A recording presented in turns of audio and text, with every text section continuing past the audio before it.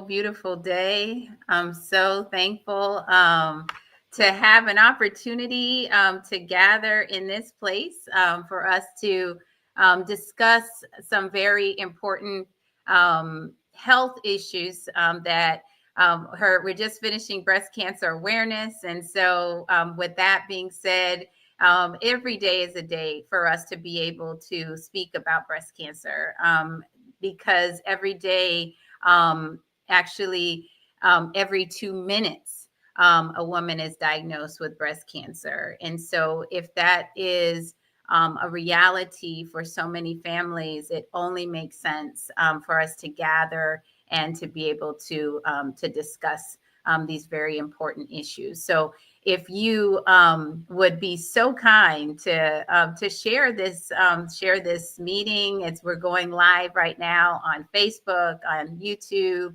on as well as LinkedIn. So you would be able to empower somebody because here at Beyond Barriers, our goal is to empower, inspire, and to inform. And so we have an incredible panel that is with us to be able to do that. I'm thankful that that we have a community of people that are able to give of themselves selflessly. There's people who are on the front lines of the fight against breast cancer. And so when we go through challenges like that, it's just incredible that someone can overcome that and then be even able to want to be an advocate and to go into the communities and share. And so I have a number of people that are part of this incredible panel. I'll start with my co-moderator, Dr. Stephen Jackson. Dr. Jackson, are you with us? Yes, I am. I'm with you. It's an honor to be here with you. This is an actual dream come true to be here, not only just using knowledge base, but actually meeting everyone and being able to share. Truly a delight. Oh, well, it is a delight, definitely, to have you.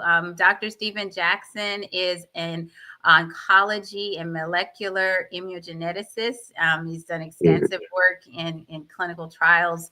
And so we're definitely thankful. So the two of us have really been able to come together and talk about issues that particularly are facing communities that we live in, our family members, our friends, and there are great disparities. And so it's so nice when you can be Yeah, able to collaborate. And so we absolutely.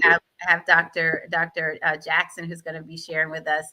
We also have an incredible collaboration in this, and that is we have three incredible survivors, and you're going to hear from each one of them individually. But Dr. Jackson, if you wanted to just kind of just share about, some of the work that you've done in cancer, particularly in breast cancer, and why it is so important for us to have events like this.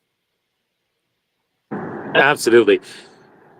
The work that I've done spreads across many different cancers, one of which includes breast cancer. And I primarily focus on the potential genetic links between one's propensity, one's likelihood of developing the disease. And we know that genetics doesn't take care of everything. Genetics doesn't explain everything. One of the things I'm really looking forward to explaining more and more is how our environment, the decisions we're making on a daily basis, interact with our genetics. And if we were to simply talk more with one another, like in these types of events, and share what are we doing in our lives where we're increasing our likelihood, and Dr. Karen's going to touch on that.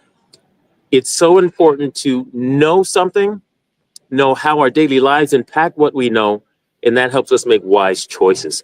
So I'm delighted to be part of this event and the ones that are to come because I want to meet with you to help you do the holistic approach, knowledge, medical health, daily practices, and building camaraderie, extending into families such as this.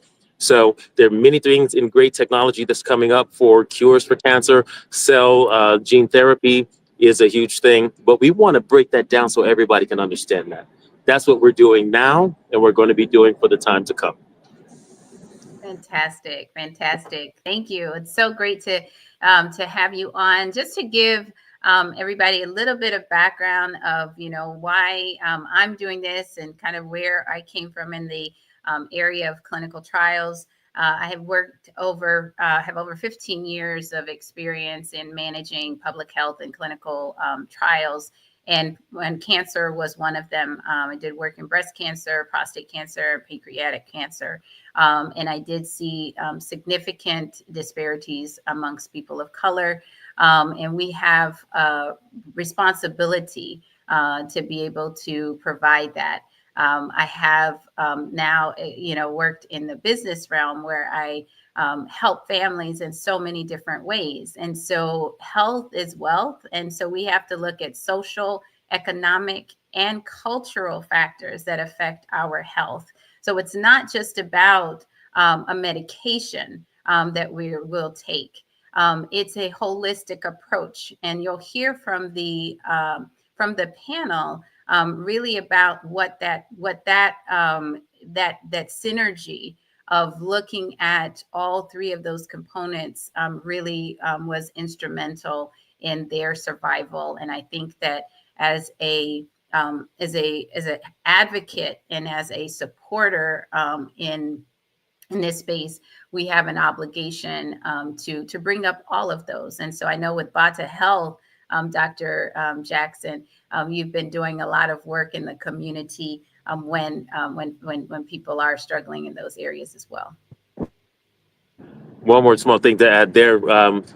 So my background is in science, but it's also, I'm an ordained minister. And so I love that when science and medicine reaches its limitation, we continue that journey and we get to talk about the soul and the spirit. It is a holistic approach. We must know things from beginning to end. What is the natural? What is the supernatural? How do they interrelate? And how do we join with one another to communicate these things? I'm indeed honored to be here with you. Fantastic. Well, that is just to kind of give you an idea of who we are sharing with today. I'd like to introduce some of our panelists as we start this discussion. The first panelist I'd like to introduce to you is Tamara. I call her Tammy. I also call her my Sora because I'm so privileged to know her in both respects. And she is a regional vice president with Primerica Financial Services. And that's how we met because I am also a partner in this with Primerica. And she is founder of the Pink Pearl Hero. And just to kind of give you a little bit of understanding of just how talented and how beautiful she is. She founded Pink Pearl Hero. She's also the creator of One Dope Planner. And so she is a dope woman who creates dope things, who's helping save lives, helping get families financially independent. Just an all-around superstar, superwoman. And she had a 12-year career in the pharmaceutical industry as well. She transitioned her career to finance and entrepreneurship to help achieve financial success. Following a breast cancer diagnosis in 2018, she launched Pink Pearl Hero in 2018. And that was to increase the awareness of breast cancer and promote self-care and women's empowerment. She developed One Dope Planner to enhance productivity. Tammy is also a member of the devastating ladies of the Delta Sigma Theta Sorority Incorporated. That's right, Soror. So I turn it over to you. So thankful to know you, to see you in all. I never saw any weakness in your journey, and always gorgeous. You'll tell them how you were wearing heels going into radiation and all of that, because we got to keep our heads high, queens. So let's do this. All right. So Tammy, I will just turn it over to you. All right. Thank you so much. And thank you, Soror Sheba, for for thinking enough of me to be a part of this panel. I never take things like this for granted. When people ask me to talk about my story, because it is my journey and it is part of who I am, but it's also part of who I became in that process. So when people ask me about my breast cancer journey, I tell them that this was my Jonah moment, and and then here comes the message. That was not implanted in me until I had a mentor who told me, "Hey, there's a book I need you to read." And literally 2 days after the surgery, she's like, "There's a book I need you to read." It's Jonah by Priscilla Schreier. So a great book. If you ever feel like you in the valley, that's the book that you need to read. So what my breast cancer journey taught me is that was my Jonah moment. That was a moment between me and the Lord where he said, "You ain't listening. So I need to physically sit you down." Now everybody's going to look at their breast cancer journeys differently. That's how I looked at mine. He's like, "I'm going to physically sit you down because there's something I need you to do." Right? Pink Pearl Hero was never in the vision until breast cancer. um, Looking at why women don't have the wealth that they should have and the strategies that we need to use was never in the vision until breast cancer. The one dope planner wasn't even in the vision, right? So for the woman that is out there, and this is what I tell people when they tell me that they just been diagnosed. I said, take this moment to really look at your purpose and the things that you need to do, right? And I just knew. I think the first thing. So let me take it back when I got diagnosed. The day I got diagnosed, and those who know me, and again, it's because of the environment that I'm in. Like right now, we're reading Ephesians, and I'm talking about being rooted. Like, what are you rooted in, right? Because I was rooted in an environment. When I got diagnosed, the recommendation was to have a left breast mastectomy.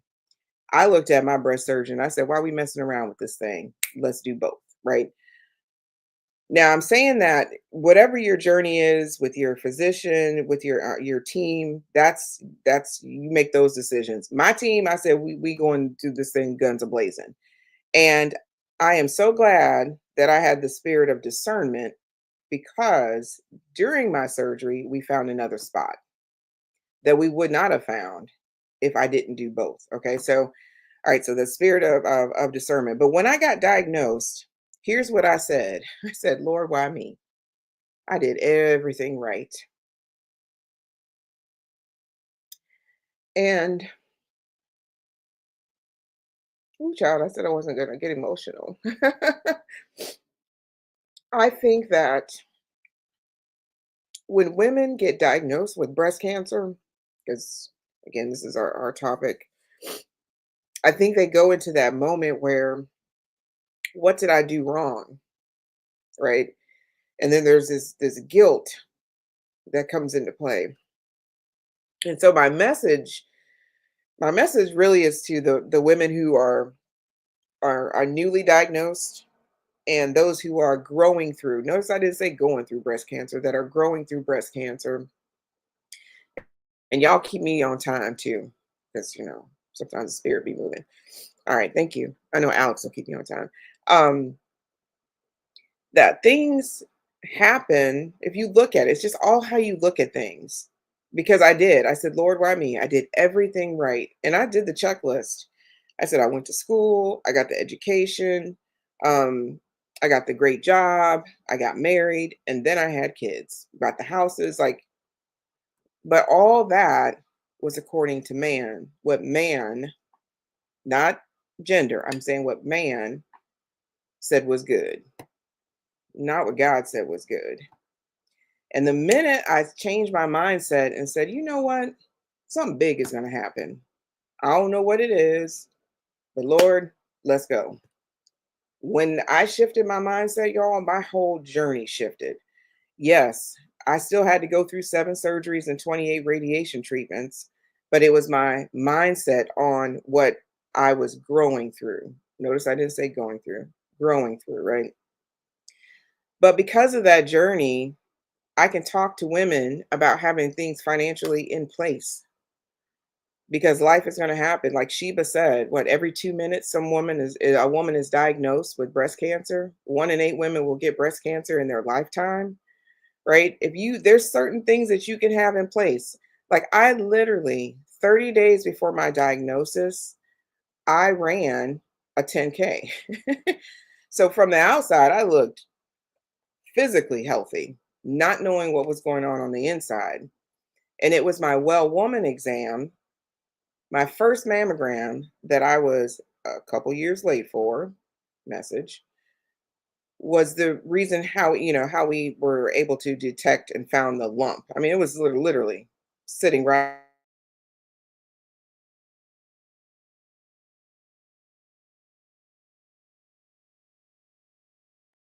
doing everything else, right? So that's how Pink Pearl Hero came into play too. I would see my divine time is between 3 and 4 o'clock in the morning, right? And I was pretty aggressive. I had a double mastectomy. My reconstruction surgery, I had a latissimus dorsi reconstruction. So they took my lat muscles, moved them from the back to the front. So I'm, researching and I'm looking at like all the different surgeries, and I didn't see women who look like me talking about breast cancer. Well, let me take that back. There were women, but it was like, Robin Robbins, the doctor for Married to Medicine, and all good. But in my mind, I'm like, but they're wealthy. You know what I mean? It wasn't like, where's the average woman, average Black woman or woman of color talking about this if we die at higher rates? And I'm like, somebody needs to start talking about this, right? And of course, divine timing. My background is actually health education. I have an undergrad degree in health education. I have a master's in public health. My first grant as a health educator was the Breast and Cervical Cancer Project. So it was not by chance that I was exposed to that. And during that time, good Lord was like, you're a health educator. That's how you started. Why don't you start talking about it? And that's when we started Pink Pearl Hero. And the hero part is on there because there's and the National Institutes of Health has looked into this called the Superwoman syndrome. We take care of everyone else, but we take care of ourselves last. We understand that if we're on a plane, if the plane goes down, we put our mask on first, and then we put on the mask of, the kid or the elderly parent. But in life, we don't do that correlation. So that's where the hero, you got to take care of yourself first, ladies. You got to take care of yourself first. But again, once I changed my mindset, so hopefully somebody's hearing that message. Once I changed my perspective on the journey and said, okay, something big is going to happen, so let's go. It shifted. Yeah, I still had to go through things. Yeah, I still had, well, I thought I was only have 2 surgeries. Oh, now I got to have another one. Oh, yeah, now I got to have another one. Right. But it was the mindset that helped me through that whole process. It was my environment that took care of my mindset at the same time. So um, whatever part of the journey you're on right now, you can make the decision to say something big is going to happen. And I just have to grow through this. And because I just make a decision to grow through this, I'm not going to just impact my life, but I'm going to impact the lives of so many other people, right? And so many great things are going to happen. I mean, like the One Dope Planner, I've always had an iPad. Always. I'm like the tech girl. I just don't tell people that because then they ask me to do stuff, right? Um, but the reason why the One Dope Planner came in place is because my breast surgeon said that you can't carry anything over 12 pounds. And he would see my bag. And ladies, we gotta have good bags. Okay. Um, he said, all that's gotta go. And I'm like, well, how am I supposed to still run my business and go through radiation and go through all these surgeries? Because I had those beautiful like Levengers and Franklins and all that stuff. But I always had the iPad, divine timing, digital planning. So I created it for myself, and then people would see me with it. So I'm just the creator of the one doe planner. I have a partner, there's a creative team, they take care of everything else, but it was the vision that started that, right?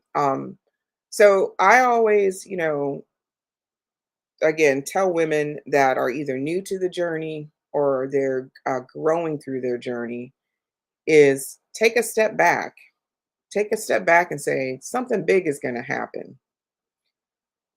Sometimes, for me, I had to be broken down to be built back up to the woman that I was becoming because she was always in there. But for some reason, for me, may not be for you, but for some reason, I suppressed her greatness.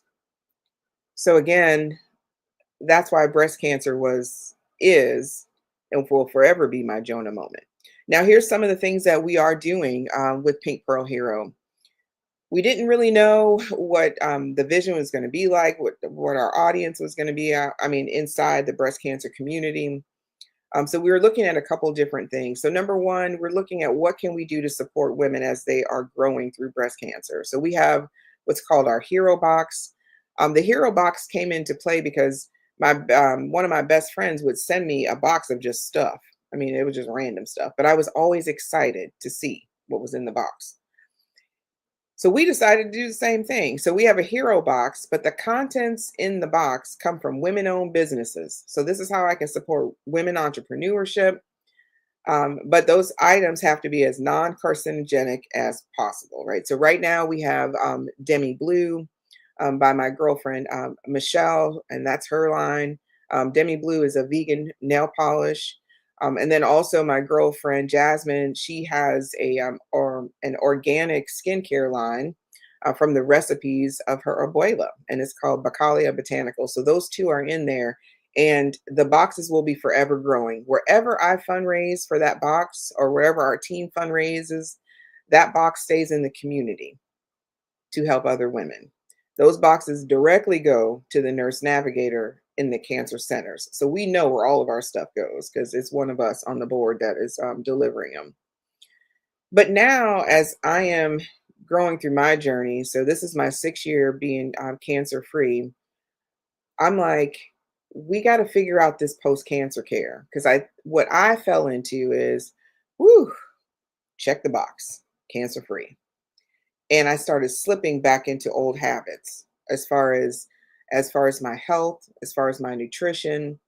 And so our team is now focusing on post-cancer care initiatives and activities. We're in early discussions with a very well-known um, training facility that trains athletes about training women post-cancer. And so I'm super excited about that because the body in motion stays in motion, right? And again, for me being a runner, well, that was my first start at running during the whole 10K. There's a whole story behind that too. But I realized mindset wise how it kept me mentally in place, as I was going through all the surgeries and through radiation. So we're looking at those types of initiatives post cancer, right? Because we know that the body can get it. I mean, that's a given because we got it, right? So how do we suppress and not have a reoccurrence? And a lot of those things are just what we feed our body. And we can't go back to business as usual. And I'm glad the doctor had talked about that. Other things outside are contributing factors in our environment, what we put on our skin. So collaborating with other existing breast cancer organizations and groups, and then also identifying certain activities that we can put in place that we can help other women that are growing through cancer post all their surgeries, chemo, and radiation. So those are the things that we're excited about right now, getting those initiatives. What has ended up happening is the a health educator hat had to come back on. The pharmaceutical research came back on, and now, paired in with having things in place financially, all those have morphed together into the initiatives that we have.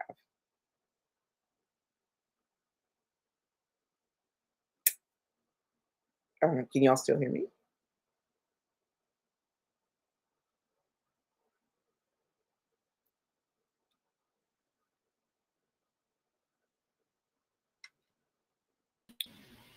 So Yes. Okay, now I see you. Okay. Okay. You see me? Yeah. Wow. You are beautiful. You are amazing. Thank you, honey.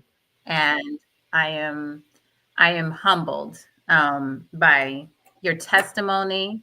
But I am so encouraged, and I hope that every person on this event is also encouraged. She said a lot, and she talked about growing through it, and that she had to be broken so that she could be built up stronger. And so trials come to make us stronger, as the word says. Mm, And and sometimes we're in a waiting period, and we got to be patient. And 8 surgeries, radiation, and all of that. And now she's giving back in so many ways, educating women on how to be financially secure. Because when it comes to events like this, it's so important also to have the financial stability to be able to go through your treatment. And maybe you can, just speak about that a little bit, about why you also are doing that work. yeah. So when I got diagnosed, because I have life insurance, so let's start with that foundation. Because I have life insurance outside of a corporate job, because most people, and I'm pretty sure Sheba sees this too. People say, "Oh, I got life insurance. I got life insurance at work." But of course, nobody played out the bad scenario because nobody thinks they will ever, get cancer or some type of disease that can be terminal. So as soon as I got diagnosed, of course, and we're getting things together, I had to have a conversation, because we got kids, and the girls were younger then. So I had a conversation with Ron, and I'm like, all right, I know that we don't want to have this conversation, but we got to have this conversation. I said, if anything happens to me, you all will be okay. The money from the life insurance needs to go into 5 different investment accounts. So I have it all laid out for them. One for each girl, one for the house, one for the legacy, because there is in the good book, a good man leaves wealth for his children's children. Okay, so that account too. And That's then one awesome. account for the business. When I looked at it, and I ran, okay, because I'm a little different, I ran all the hypotheticals. I'm like, all right, they're going to be good. Girls are still going to become millionaires because that's what we're, building the business for. The house will be okay. So, if anything happens to me, there may be a transition, and people may not want to work, but there's still money to pay the bills. Ain't nobody got to worry about no bills. There's the legacy. So even though if I'm physically not here, my future grandchildren still know who I am because I'm leaving them money. So there breaks the generational curses. There's no more student loan debt. There's no more, if people want to purchase homes and have real estates and business, all right, there's the account to have fun, to leave the legacy. And then with our business, because it takes money, of course, right, to continue the business. So because I had that, financially, the ease that ease was gone. Knowing that, all right, Lord, if this is my time, my people gonna be all right. And I'm still going to leave the legacy. And a lot of people don't realize you can't do that with just your benefits at work. The other piece of that, because our policies have what's called a terminal illness benefit, if I was more terminal and they were like, nope, this is it. The chemo can't do anything else. The radiation, we can't do anything else. I had money. So I had access to the money in that policy, to go to treatment facilities that are not covered by managed care. One of them is down in Arizona, the Invita. It's $1,000 a day for 100 days of treatment. And I didn't blink because I knew I had the money, right? So when you know that, you start to move differently. You heal differently because I had it, right? And then, we talk about, one of the things with Rich Dad, Poor Dad. If y'all ever read that book, everybody needs to read that book. there's a part in there, the cash flow quadrant, that shows that you got to have money making money for you. Investing is important. I had money making money. So when I physically couldn't work, money was still making money and money was working. But because of our business system, I ain't have to work, y'all. I just chose to work. And some of the other panelists can probably attest to this. When you're going through chemo and radiation, you only got one or two options. You're either working because you have to, right? Because bills still got to get paid, or you can't work at all because the side effects are so bad. But when you have options, you heal differently. So when I didn't feel like working, I ain't work. But because I had a business, I was still working, just not physically. Somebody's going to catch that. Okay. All right. So that's what I talk to women about. Like, don't wait till it happens to you. Have those things in place.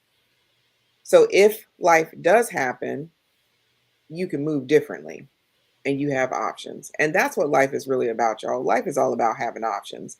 But you got to sit down with somebody to put those things in place. And that's become now my total mission in making sure that people have the foundational things in place for when life happens to you, or if life happens to someone else in your world, that you can help them have options too. Amen. Amen. That's so important.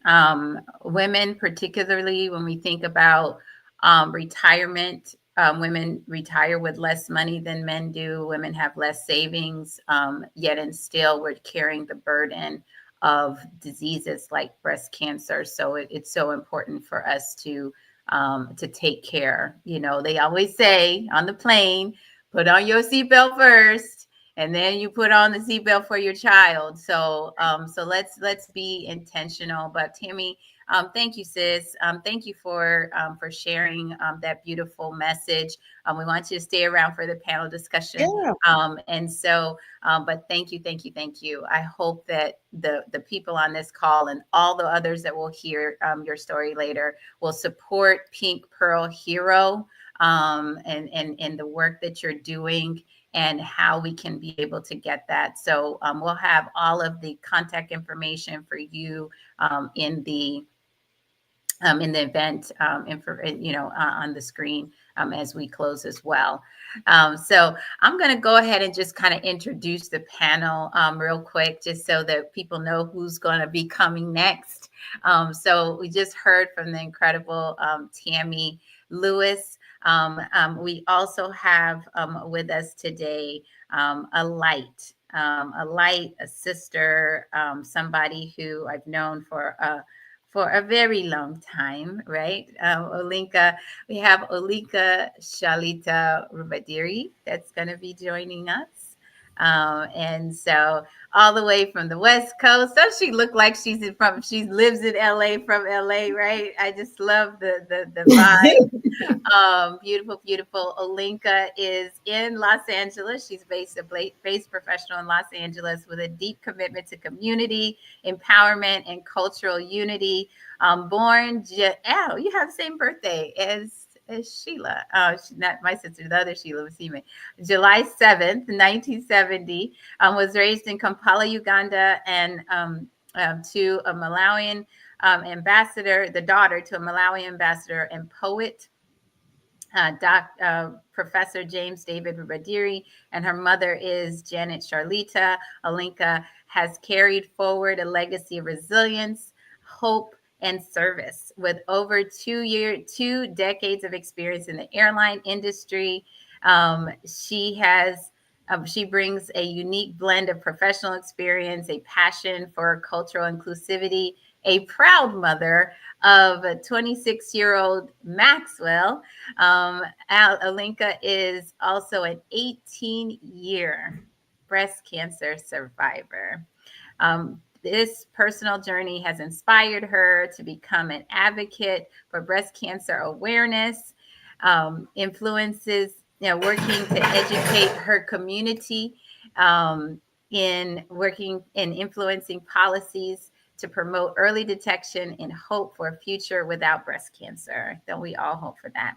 In addition to her advocacy, Oinka finds joy in ministering through song with her Unity Choir and First AME Los Angeles Church. Drawing strength from her African heritage, she empowers others with messages of hope, courage, and love, inspiring others to pursue lives of peace and abundance. I love it.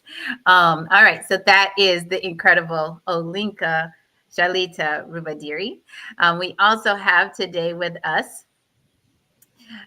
Philippa Dupuis, and she is coming all the way from Rwanda.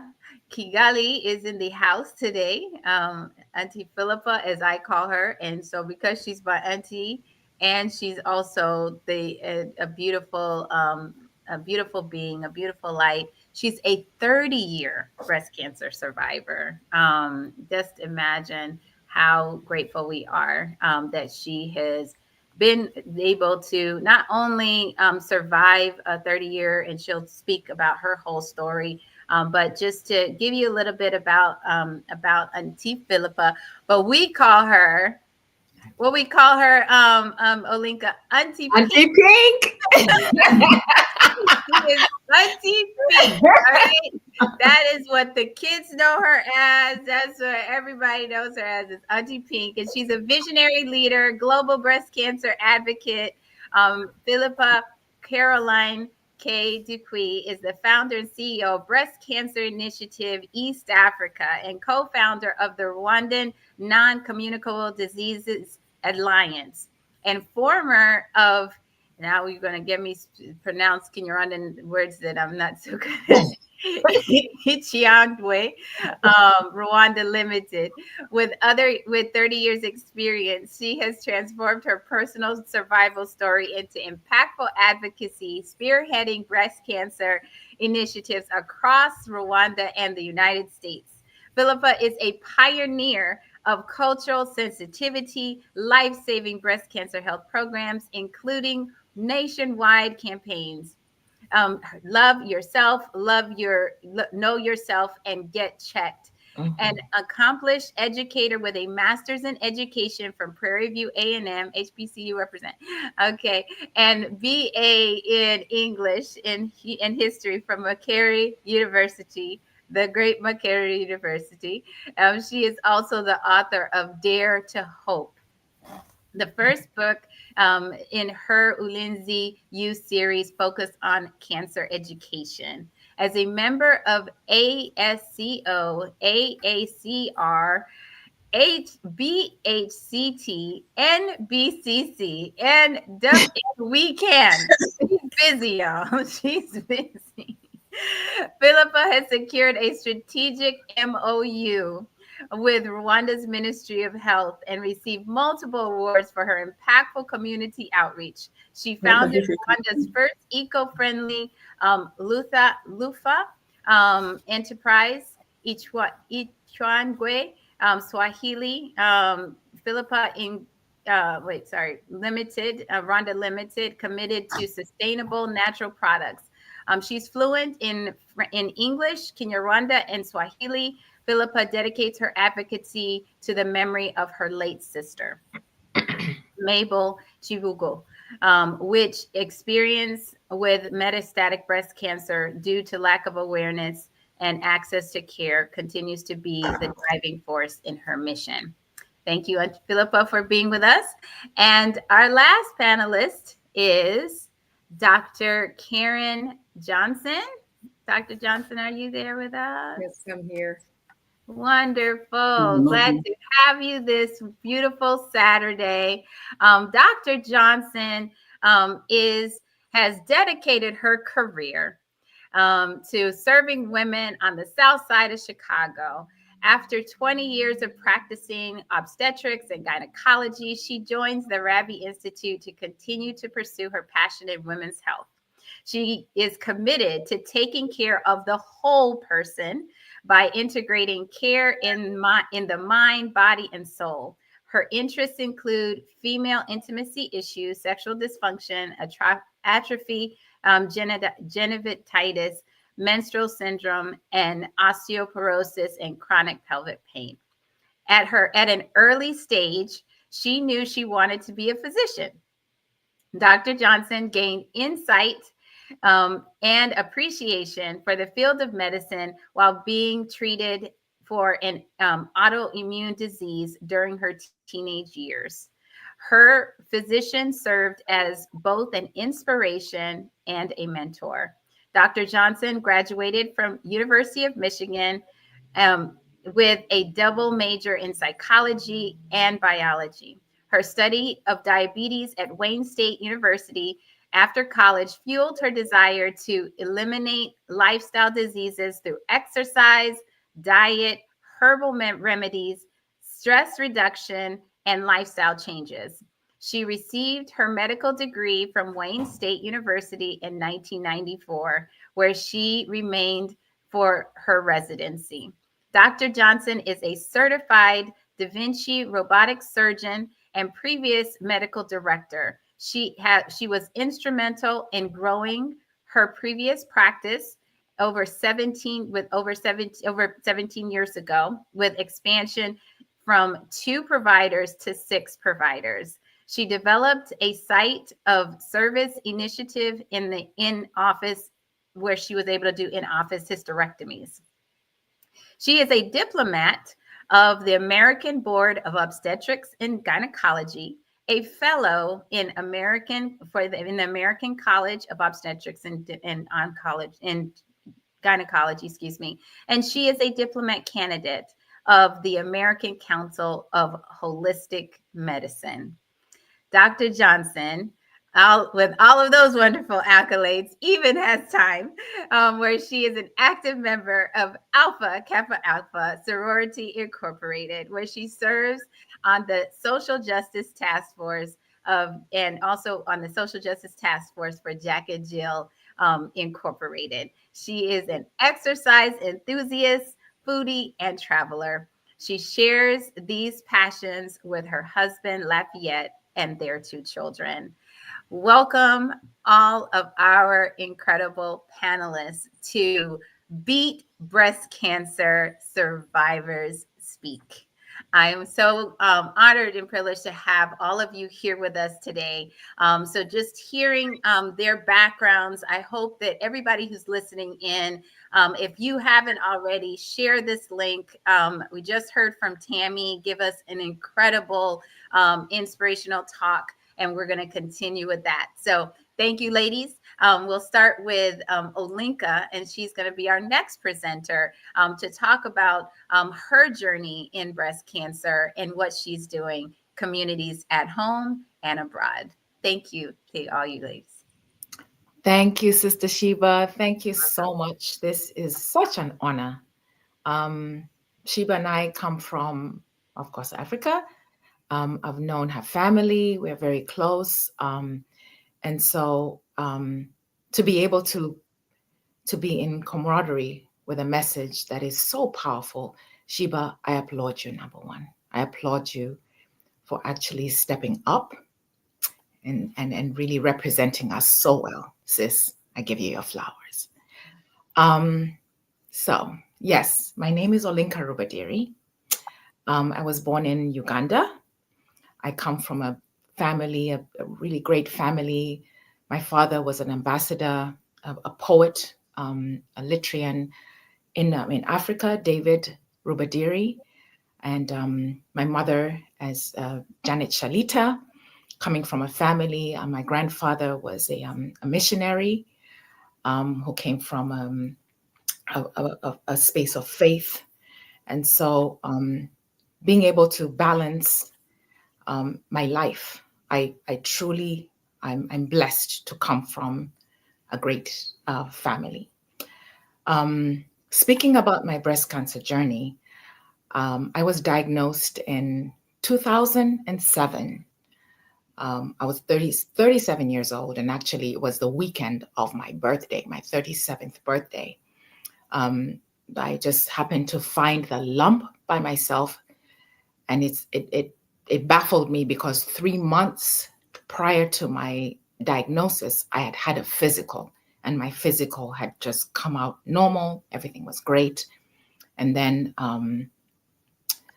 I detected by just my own breast health and physical experience on my body, I found a lump. I went to see my doctor, and she advised me, like, let's get this further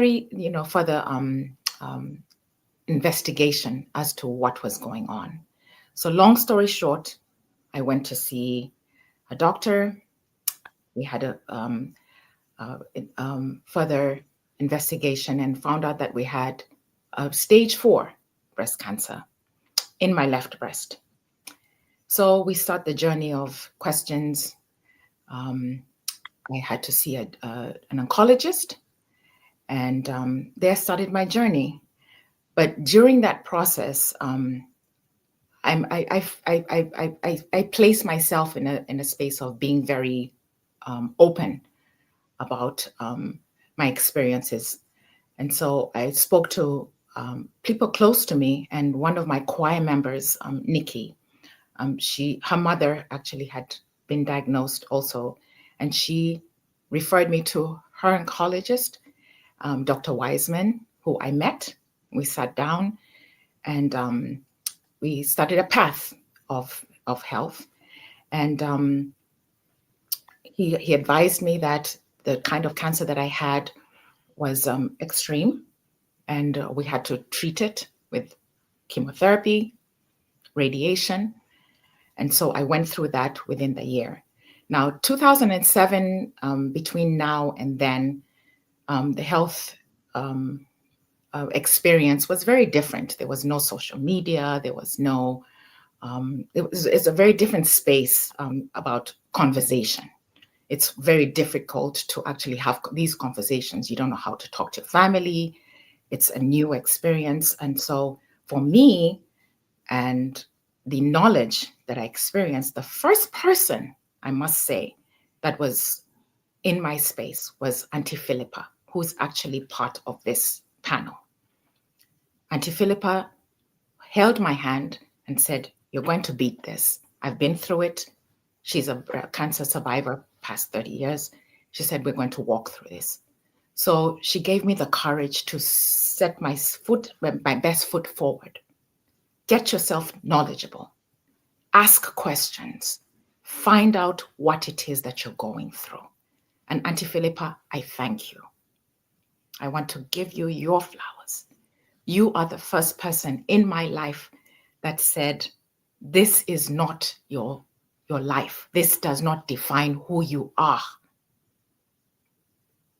And once she shared that with me, coming from a family of faith, coming from a family of a spiritual guidance, of knowing God's love for you, God's purpose for you, that is where I stood forward, and I said, okay, I face this with courage.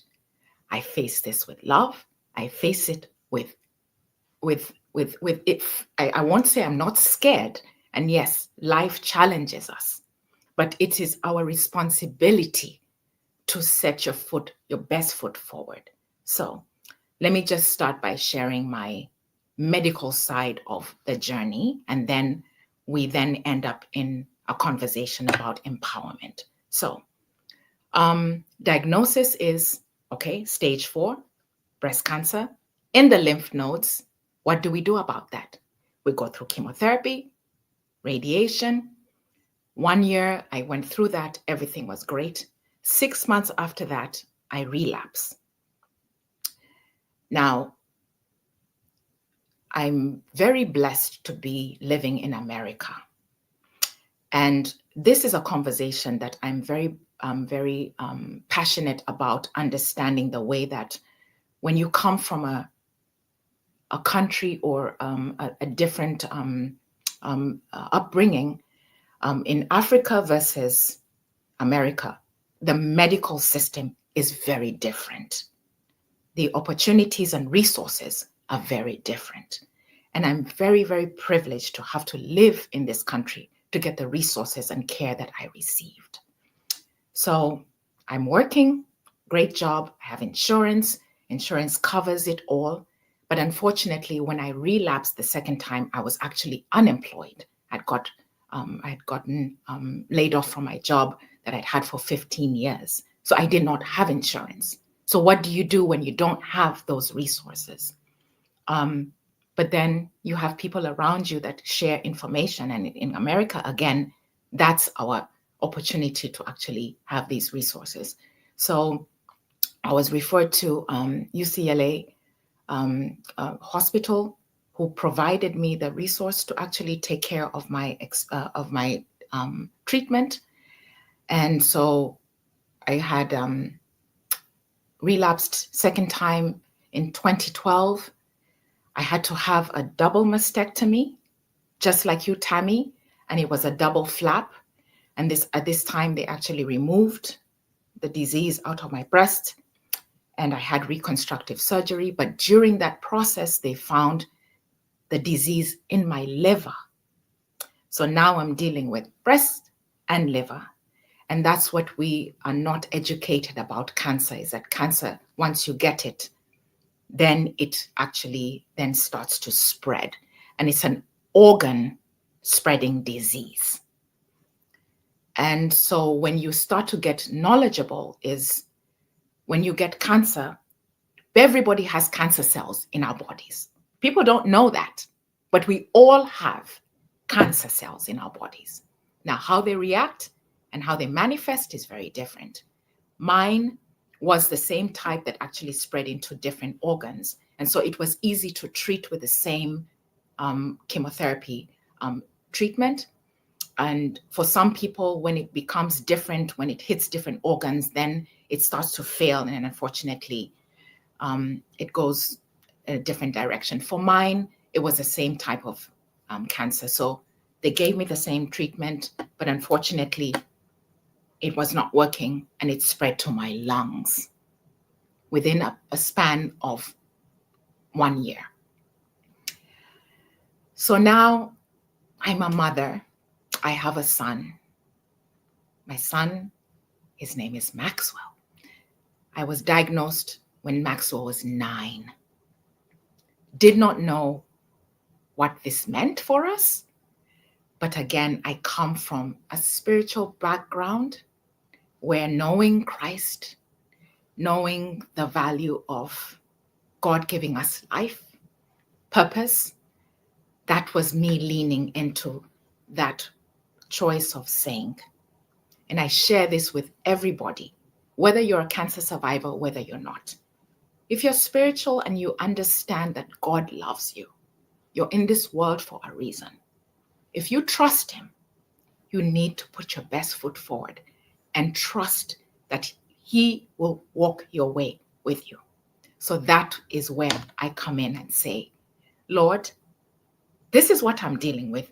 What does this mean? I'm just asking, can I just see my child progress into becoming a man, a young man, through high school, through everything? And as I walked my journey, it was very scary, but it challenged me to put my best foot forward and fight not for myself, but to see his growth. So I walked this side by side, fighting for myself, but also fighting for my life and my child. So I go through chemotherapy, I go through radiation, I go through surgery. And during the third bout of them telling me that I have lung cancer, I'm just like, okay, I don't know my end, but I really have to just make this the best that I can. I educated my family.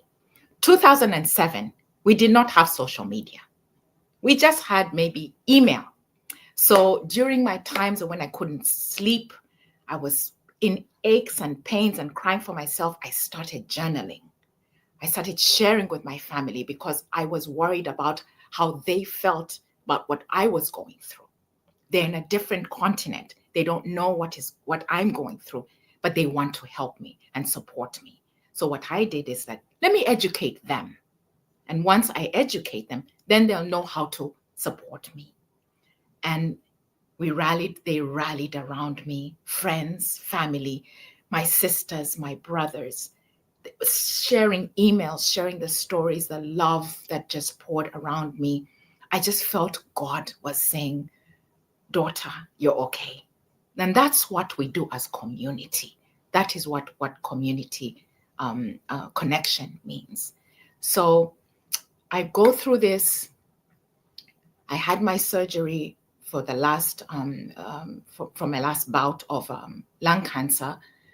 And my doctors were like, listen, you're going to have to be on this treatment for the rest of your life. Because every time we stop or try something else, your body is fighting. And I said, okay. So what do? Put my best foot forward and say, I need to work. How am I going to support my child? How am I going to support my finances? And so I started working. I got a job with the airline industry. And the lady that hired me, if I tell you that is an angel in my life, she also herself had just come back from breast cancer herself. Happened to be in the same hospital that actually I went through. So we shared our stories and she said, I understand your plight. And she hired me. And this is the industry that I now work in. Did not know why and how. I've been there for 10 years. I've met so many people who have walked my journey. And I know through ministry of service, it's placed me in an opportunity to actually share my story and help people through it. So that's another side of empowerment. But my health, I had to go through treatment every 3 weeks. Once every 3 weeks, go through chemo. How do you come out of that? Side effects, those are really, really hard moments to deal with. But you channel on. You find a space of strength when you create community. And when you create community, it's about expressing your needs, sharing, and actually listening and educating yourself, which is what Auntie Philippa did for me. She educated me. She empowered me. She said, you stand strong and then you walk for other people, not only for yourself.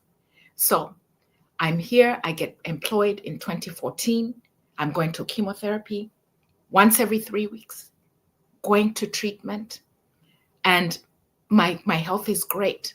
In 2016, I was going home and I said, I need to share my story and move this into my community. I don't know what my story how it may help somebody else, but I need to share this because I know I'm not the only one that's going through this. So I started my Pink Cancer Crusade. I went home, my family and friends gathered with me, and we started a conversation. Auntie Philippa was there. And that's what we need in our community. I shared my story. There's so many friends and family that have actually experienced just my conversation about go get a mammogram, get your sisters, get your friends. This is October. Let's talk about this mammogram month. And lo and behold, you never know what people's life, when they come out of that message, there's some who are just like, oh my goodness me, I did not know this. So I started to realize that there's a purpose in my life. As I'm walking my own journey and as I'm healing, I need to share this. I went to schools and I wanted to share with my nephews, my nieces. We need to share this conversation in the family. What does this mean for us? Do we know if this disease is part of our family? And if it is, we talk about it. If we don't, genetics, we're in a space, in an era where now education is so powerful. So guys, let me share my testimony. In 2016, I was going to Uganda to go home. I looked at my doctor and I said, Dr. Nasir, I'm tired. I'm so tired of having to come to you once every 3 weeks to get this treatment. I know my body feels, I know I'm healed. I know what I have to do. You've done great. Give me a chance to be able to just go and live life. I stopped treatment myself and I went home and I told him, give me 3 months. When I come back, we will see what tests mean and say, and then we will move forward. I came back home.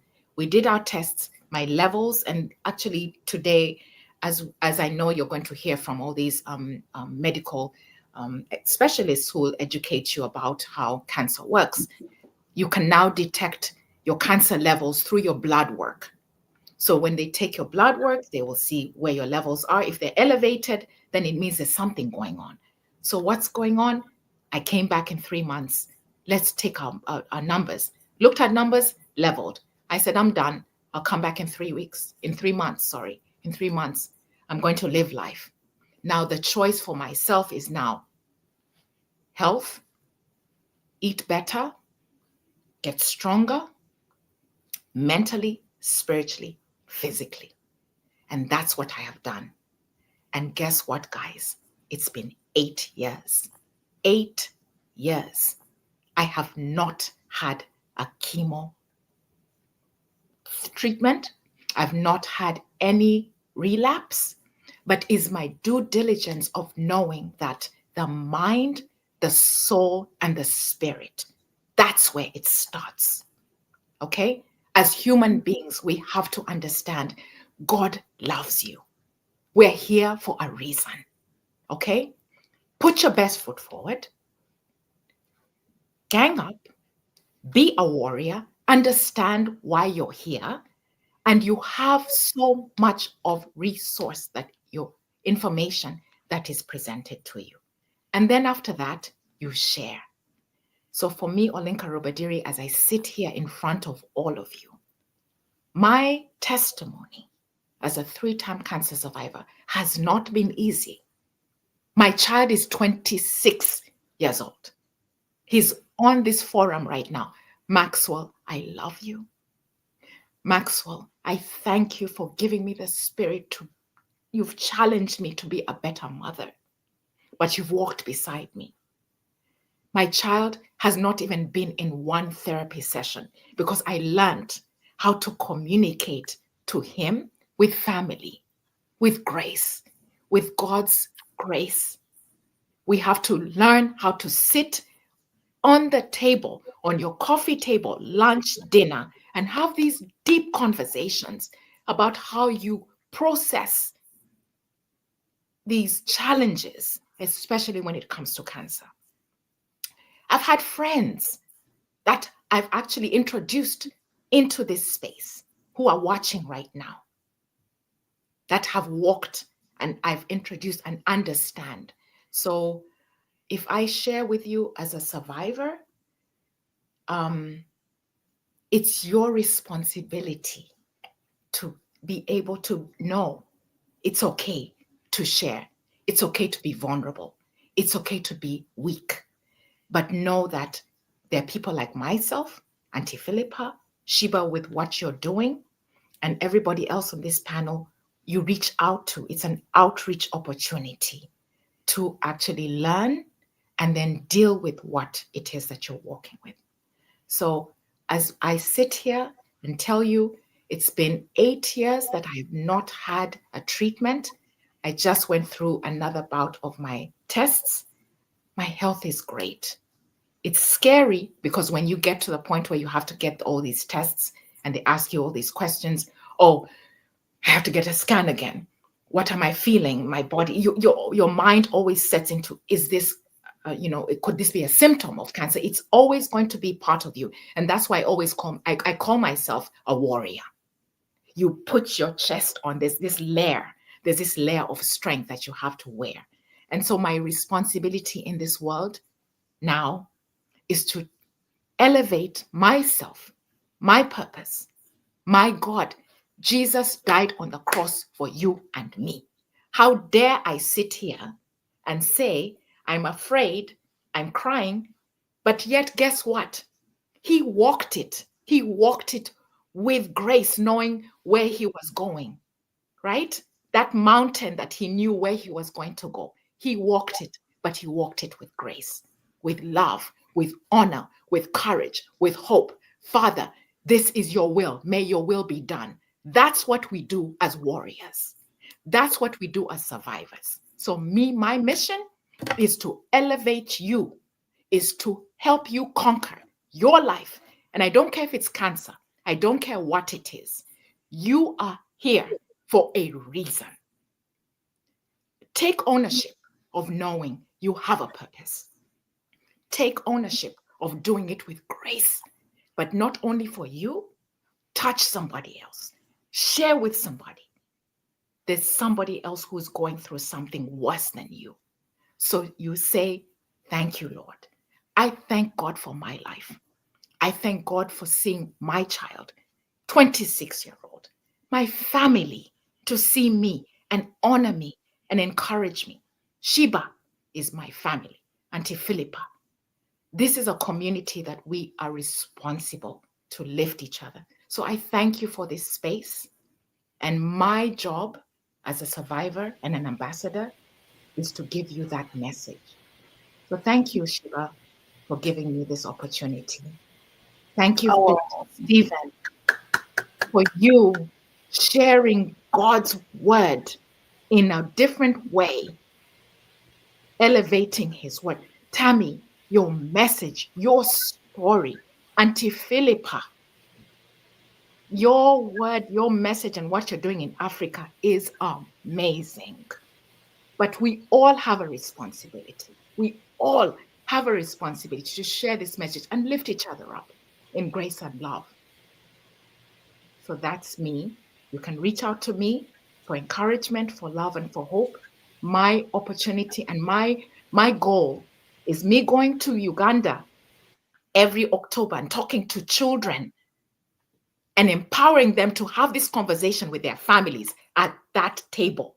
Mom, there's this girl who came with her bald head. She's walking the streets, I don't know, telling what stories. Let's talk about it. What she's talking about cancer. I don't know what I'm telling you, you guys, you have no idea. When I go to Uganda, there's this, people sometimes think, this woman walking with her bald, trust me, I wear it proudly because it's a story to tell. It's a story to tell. And I thank my ancestors, my dad, my mom, for giving me this space of service. We all have a responsibility to be servants for Christ. Thank you. Amen. Amen. Like Tammy said, we didn't know we were going to church, but we are in church today. Yeah, hallelujah. And it's just, I'm glad that we have this space, because sometimes science, I'm looking at some of the people who are on the chat who have different testimonies of God's healing and miraculous work when medicine said no and they said, I'm not going to believe that, and they had a different outlook. So we have our medical doctors here, and we have the scientists, but we got to make sure that we know who created us and that we have a purpose for why we are waking up this morning, because some people didn't. And so we are so grateful for your testimony, Olinka. I know we're a little bit behind schedule, but we needed to hear all of that. And thank you for sharing. And so glad to know Maxwell is on. You are such a blessing. So we are going to go to our next speaker, who is our Auntie Pink, as we call her in our family. But she is a force to be reckoned with. Auntie Philippa does not back down from anything, and definitely not a fight.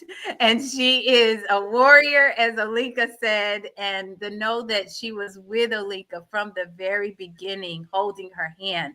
That's what she does every single day. She has a pink house in Kigali. And this pink house is there to provide shelter, to provide food, to provide resources to women in Rwanda who are diagnosed with breast cancer. Oinka talked about when she lost her job 6 months after her first diagnosis and she didn't know what to do. Thankfully, in this country, she was able to go into a hospital where there were resources available, even though she didn't have insurance. That same infrastructure is not a global reality. And so there are women who still need help. And so, Auntie Pink, I love you. I know that your journey is inspired millions, and I want to give you the floor and honor you, and allow you to speak to our community today. Thank you so much, Sheba. Oinka, I am so proud of you, and I thank God for you. The words cannot say enough. Tammy, thank you for your testimony, and the doctor for his medical information. Now, as you know, I'm an educator. I'm supposed to give my testimony, but Oinka gave the example of what a survivor goes through. Tammy gave an example of what a survivor in a high-income country goes through. I'll give you a joke. The $1,000 day for 100 days treatment would probably cover the treatment of the entire country of Rwanda in a week. So what I'm going to do, instead of talking about myself, I'm going to use my story in a lesson. Sheba, thank you so much for giving me a chance to go back to the classroom. I have prepared a presentation. So what I'm going to do, I want everybody to pay attention with your eyes on me or on the presentation, and I'll try to go through it, and I promise you it's not going to take 15 minutes, but it's going to allow us to see what my story is, what I have done, and a few things that I want to share with you. So let's go. All right, it's coming. Just a moment. It's coming. Yes. We are sharing the screen. Come on. Auntie Pink, how is Kigali today? Do you have a weather is good? Kigali is good today, but I am so excited. When I had Tammy and then I had Oinka, my cup is overflowing because it shows what the impact of breast cancer can be, regardless of whether you are in a high-income country or a low-income country. All we have to do is fight, like Sheba is doing, the disparities that are making access to treatment and to all the resources impossible, and especially in underserved communities. So my journey from pain to purpose, that's the title of my lesson. How my life was transformed by this mission for change. Come on. A family tragedy. The onslaught of breast cancer in my family began with my sister Mabel's death at the age of 40. She lived in Africa, unaware of the disease, with the limited access to cancer care. Mabel passed away in a London hospital, leaving behind 2 young daughters. Think about that. Escorting her body home was the hardest journey I ever made. 24-hour kind of thing, with my sister in the luggage and me in the passenger's cabin. Go on. Now, from grief to determination, On returning to the US, I resolved to learn everything about this disease. In hindsight, my deep dive into breast cancer knowledge was like earning a PhD. I became a student of breast cancer, driven by the need to understand what took my sister's life. Not knowing that this is how God was actually preparing me, because 7 years after Mabel's death, I received my own diagnosis. But unlike my sister, I had early detection, advanced treatment, and support, more or less like Tammy. This experience led me to ask a life-changing question. Would my sister be alive if she lived in the US? But then it went into a research topic. Should where one lives determine if she lives or dies? The realization that access to care should not depend on geography marked the beginning of a new journey, one that would take me back to Africa to make a difference where it was needed most, and that is charity begins at home. I came to Rwanda in 2007 to find out what the status in Rwanda was. By the way, I was a simple high school teacher. I had nothing but my conviction and a wardrobe filled with treasured African outfits, which I auctioned off to fund my first mission trip. With the support of dear friends, my mission trip was a success. Now, I had to find strength somehow. I had a choice: remain in grief or use the pain as a catalyst for change. You guys have been talking about Miss Pink, Auntie Pink, and all that. I branded myself as passionately pink, not just as a slogan, but as a symbol of strength, resilience, and a way to turn pain into a positive force. This identity became a powerful tool for starting a conversation about a complex topic. People would stop me on the plane. Can I sit next to you and you tell me about this pink business? And I would say, you really want to know? And I would start talking about risk factors, signs and symptoms, you name it. And I would even tell them, men also get breast cancer. Next. Now, Sheba, Olinka, and all the others, they call me Auntie Pink, Grandma Pink, and Lady Pink. These titles reflect the love, respect, and trust placed in me by the community. They symbolize my roles as a mentor, guide, and a warm presence in people's lives.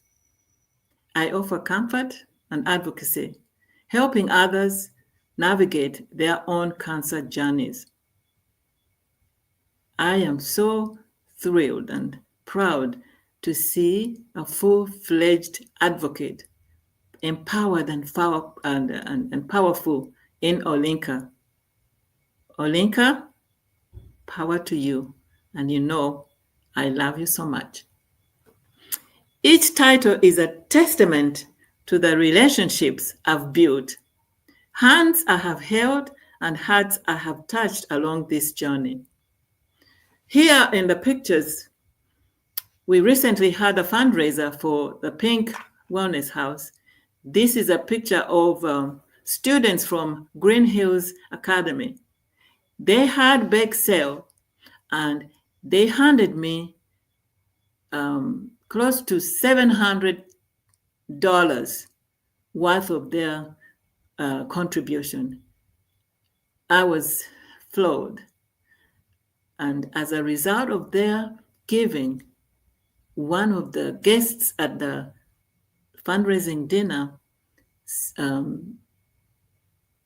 donated or pledged $3 million, I guess. No, $1,000. I'm trying to transfer the money. Now, down here, the next picture, that is me in a pink house with two patients who have come to get some breast prosthesis that we make knitted knockers or knitted breast prosthesis, which they come and get free of charge at the pink house. You can see they're smiling. When they come in, they are drawn and desperate. When they leave with joy because it is transformative. Breaking barriers to awareness and care. Sheba, this goes along with your ebook, and I'm so glad to be in your space. My outreach efforts extend from the local to the global stage. Just as cancer is, my mission has no boundaries. In other words, cancer has no boundaries, and my mission has no boundaries. We have to fight that way. I created a powerful campaign slogan, which goes, Ikunde in Kinyarwanda, which means love yourself, Imenye, which means know yourself, Isuzumishe, which means get checked. Love yourself, know yourself, get checked. This is the essence of awareness. When you practice the three words in your life, especially in a low-income country where we don't have mammograms, we use what we call either breast self-exam and clinical breast exam. Knowing that you have to know your body and then report any time you see a change is going to allow you or enable you to find the cancer earlier before it starts moving to other organs. So through collaboration and partnerships, we strive to break barriers and increase access to early detection, prevention, and care. On the right-hand side is the slogan that has now been endorsed by the Ministry of Health in Rwanda. So we are going to have this slogan plastered everywhere. Please, those people who are listening, if you want this poster in your country, in your office or whatever, just let us know. We'll send you a soft copy. It comes in 3 languages. And recently I visited a school and they are working on translating it in as many languages as possible. So please let us know. Again, it is love yourself, know yourself, get checked.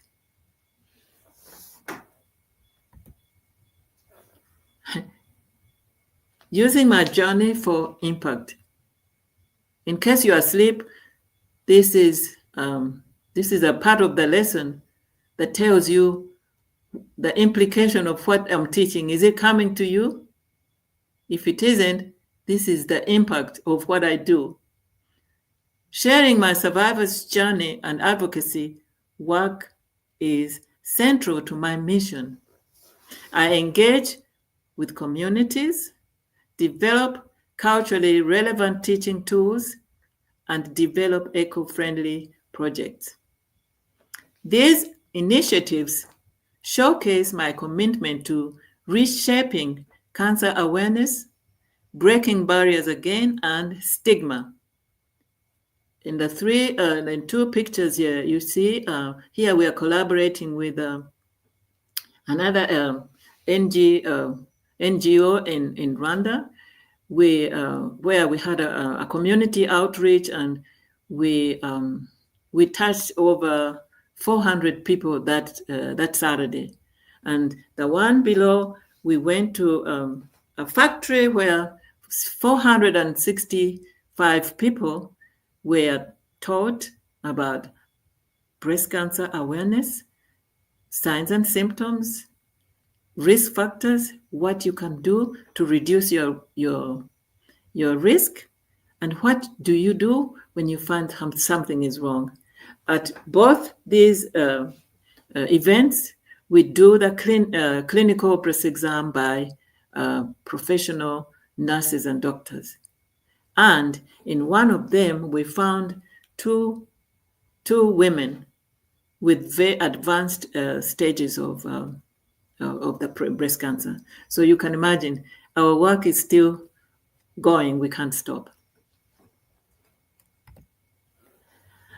Now, what is the vision for the future? I aim to inspire others and then perhaps save lives through early detection and educate communities. Justice and equity, that's the sign of that little symbol you see there. My vision includes building a legacy of hope and resilience for future generations. And I work very closely with the youth, and it's amazing how the young minds are very, very keen and enthusiastic about volunteering, going out into the community. And if we catch them early, they're going to grow up aware of what it is they need to do to protect themselves and to grow up as healthy as they can be. The message I bring as a survivor is one of courage, dedication, and commitment to change. These have been profusely demonstrated by the two wonderful survivors we have on the panel, Tammy and Oinka. Power to you girls. Continue doing what you're doing and try to see if you can duplicate yourself among your community. Now, I have something exciting. Unexpected rewards of survivorship. You know, cancer is supposed to be really bad, but out of badness, I may call it, there's some good. While my journey has had its hardships, it also brought unexpected gifts that I call BC fringe benefits. Now, you'll be surprised. These include personal growth, deeper connections with my family, my friends, my community, and the fulfillment of turning pain into a purpose-driven life. You see me on the right over there?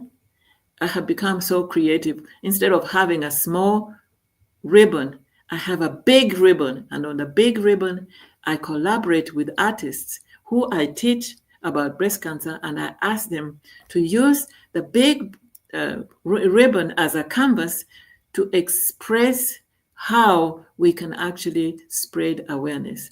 This is an idea. If you see it and we would like it, please get in touch with us. Let's spread this, especially among Black communities or underprivileged communities, in case we have other ethnic, groups. Because as I said, breast cancer has no boundaries. It goes beyond and above. Join me in making a difference. As Oinka said, I join you, sister. I give glory to God for the gift of life and the opportunity to serve others. As I reflect on this journey, I also look to each of you as partners in this mission. Together, we can break barriers. Sheba, Tammy, and all the doctors, and Oinka, of course. We save life through early detection and education. We have to collaborate. We have to work together. I invite you to support our initiatives. Join our mission and be part of the legacy of hope we are building. Amen. Thank you for listening to my story. Let's continue this journey together. Amen. Let me say something about this. You see that thing on the right? That is a dome in the Kigali Conventional Center. This past October. I was so honored. They had it in pink, and here it says Kigali Convention Center Dome shines pink for breast cancer awareness. This is a biggest achievement. That's a big achievement. That's a big achievement. That's a testimony of your advocacy, your resilience, your commitment. Auntie Pink, you are extraordinary. You work selflessly for others to be able to thrive and to be able to get through the darkest of times. And so, thank you for being the blessing that you are. Thank you for being the leader you are. Thank you for being the visionary that you are. And she's so creative. And she always comes up with different things to be able to share a message that is relatable to people, whether it's writing books, whether it's creating crafts. I mean, it's just absolutely genius. So you definitely have taken your pain and moved it to purpose and to live a purpose-driven life. And so thank you. Thank you. So we've heard from survivors. We heard also a little bit from Dr. Jackson about the genetics, and we'll hear a little bit more about that later. But we want to now hear from a gynecologist, and she is a very special person. She's special to our family. She has been there for my sister, Sheila, in some of her most challenging times. And so, Dr. Johnson, we thank you. Thank you for your 20 years of working on the South Side of Chicago. You could be in any part of the country and working, but you made a commitment to serve the community and to be that frontline warrior for women and for families. And I love your integrative approach to medicine and how you want us to have healthier lifestyles. And I made an intentional effort this morning to go and do some exercise because I was like, I cannot be talking, right? We got to practice what we preach. So thank you, Dr. Johnson. I turn it over to you for you to just kind of give us a little bit more insight into, how you talk to patients, what you want us to know, and the work that you do. Thank you for coming. Of course. Thank you for inviting me, Shiva. I thank you so much. I thank you for your company. I thank you for the work you're doing. Olinga and Tammy and Auntie Pink, I'm going to take that privilege if you're okay with that. Thank you so much for sharing your stories. And I love, Olinga, how you said, medicine is one thing, but God is something else. So we have the medicine and we know the medicine, but what God can do has nothing to do with what the medicine's doing. So amen, amen, amen. I want to give a couple of facts, but also my first kind of question, and I'm not expecting to answer necessarily, but is breast cancer a lifestyle disease? And it's an interesting question because yes and no.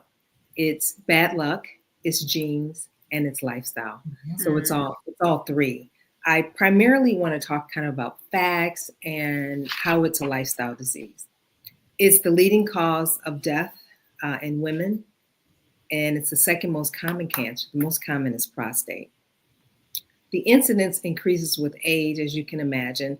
The older you get, everything increases with age. The older you get, the better chance you have some kind of disease or cancer or something else. And all women are at risk.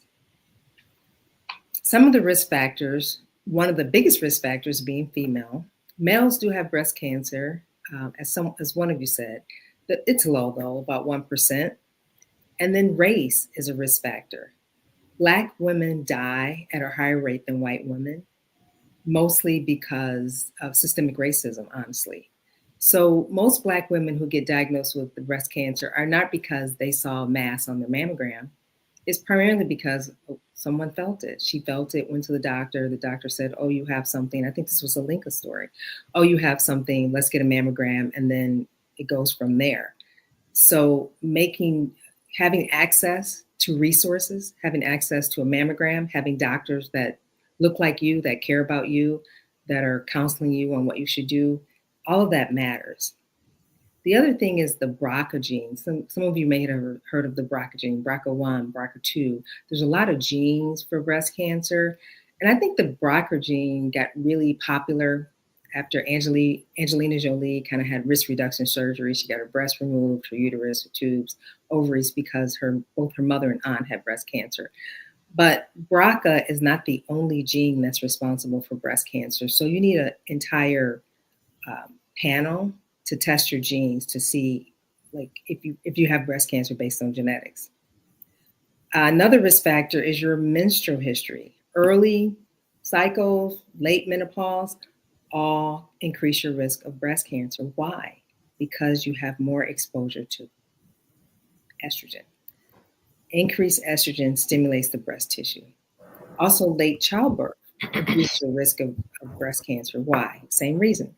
More exposure to breast cancer. Obesity, stress, alcohol consumption also increase your risk of breast cancer. Why? More fat, more estrogen. More estrogen increases your risk of breast cancer. Also, having more fat increases your risk of insulin and insulin resistance. Eating sugar increases your risk of breast cancer. Why? Because cancer loves sugar. Alcohol, it also changes your DNA. So women who drink 3 drinks per week have a 15% higher risk of getting breast cancer. Also in menopause, there's a lot of fluctuations, as some of us know, in menopause. Your progesterone's all over the place, your estrogen is all over the place. This sort of instability in your hormones changes your kind of immune cells. When you change the immune cells, then the mammary ducts don't kind of know what to do. They're kind of confused. And sometimes that causes growth. So what are the causes of breast cancer? We kind of know that. As I said, it's bad luck, genetics, or lifestyle. Well, there's only about 5 to 10% of cancers are due to an abnormality in the BRCA gene or another gene. About, I would say 50% of breast cancers are caused by lifestyle.